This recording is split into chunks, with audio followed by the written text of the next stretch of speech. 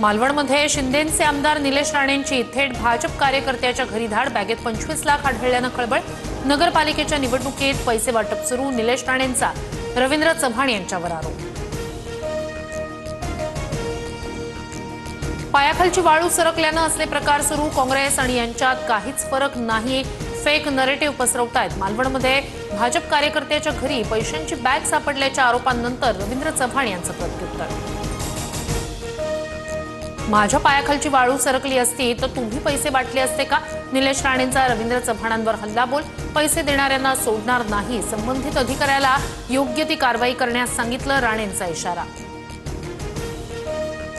मालेगावातील चिमुकलीवरील अत्याचार आणि हत्या प्रकरणात ग्रामस्थांनी मुंबई आग्रा महामार्ग रोखला। दादा भुसेंचे पुत्र आविष्कार भुसेही रास्ता रोकोत सहभागी, आरोपीला फाशीची शिक्षा देण्याची मागणी।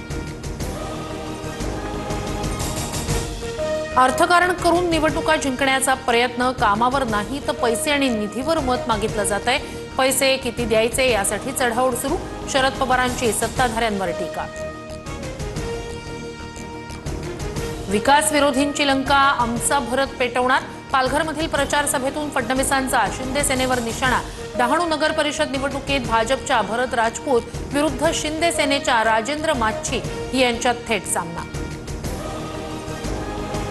बोरिवली पूर्वेत भाजप आणि ठाकरेंच्या शिवसेनेचा राडा, भाजपच्या गणेश खणकर यांना ठाकरेंच्या सुबोध मानेंची मारहाण, खणकरांनी महिलेवर हात उचलल्याचा आरोप, माने पोलिसांच्या ताब्यात। बीएमसीच्या सहाय्यक आयुक्त महेश पाटील यांच्यावर मारहाण, शिवीगाळ आणि कोट्यवधीच्या खंडणीचे आरोप, स्वतःच्याच कार्यालयात डांबून मारहाण केल्याची तक्रार, तर मारहाणीवेळी तिथे उपस्थित नव्हतो, महेश पाटील यांनी आरोप फेटाळले। राज्यातील 29 महानगरपालिकांच्या सार्वत्रिक निवडणुकांसाठी मतदार यादीचा सुधारित कार्यक्रम जाहीर, हरकती आणि सूचनांसाठी 3 डिसेंबरपर्यंत मुदतवाढ, आयोगाचा महत्त्वाचा निर्णय।